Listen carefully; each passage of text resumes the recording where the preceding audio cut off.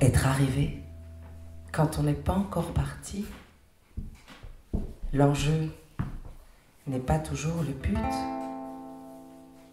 mais le voyage, cet espace entre ici et là. Ou si vous préférez, entre le point A et le point B, en fait, il y en a qui sont déjà au point B, ils sont déjà là, alors que physiquement, ils sont toujours ici, au point A. Mais justement, ce n'est pas d'eux dont je veux parler. Ce sont les autres, ceux qui entrent ici et là, entre le point A et le point B, créent des histoires, des rencontres, des partages. On en voit sur le bord de nos routes qui relèvent ce défi. Vous voyez de qui je veux parler? Non. Parfois j'entends certains qui ont peur des autostoppeurs, le gars en grosse bagnole qui tracole en col blanc. Quand tu sors de l'école est bien plus effrayant que ce gars pousse en l'air qui fait signe. T'es super. Parce que tu penses vraiment que le gars qui est là, juste au bord de la route, va t'agresser comme ça. Arrête ces histoires qu'on te raconte.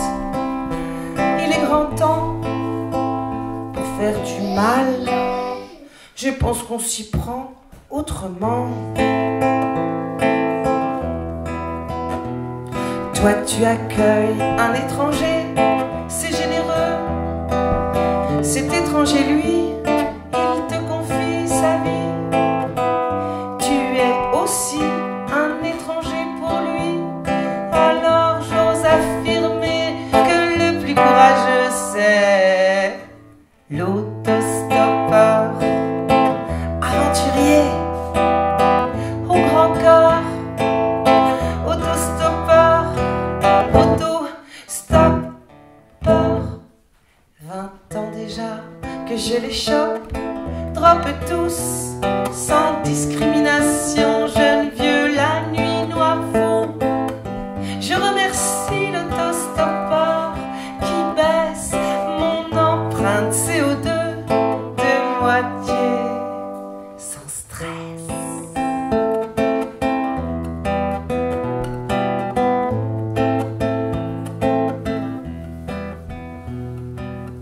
Depuis 10 ans, un rapport a établi le nombre d'autostoppeurs. C'est alarmant. L'enquête révèle qu'en 2022, ils auront totalement disparu de la surface de la Terre, alors qu'on sait pertinemment que leur seule présence à bord d'un véhicule décuple l'énergie engendrée, c'est logique. Un autre rapport dit aussi que c'est le conducteur qui est l'agresseur d'autostoppeurs dans 90% des cas.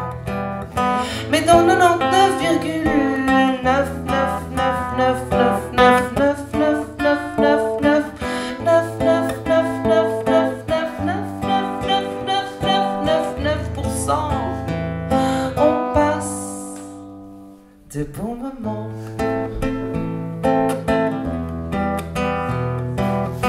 Autostoppeur, aventurier au grand cœur, autostoppeur, auto-stop.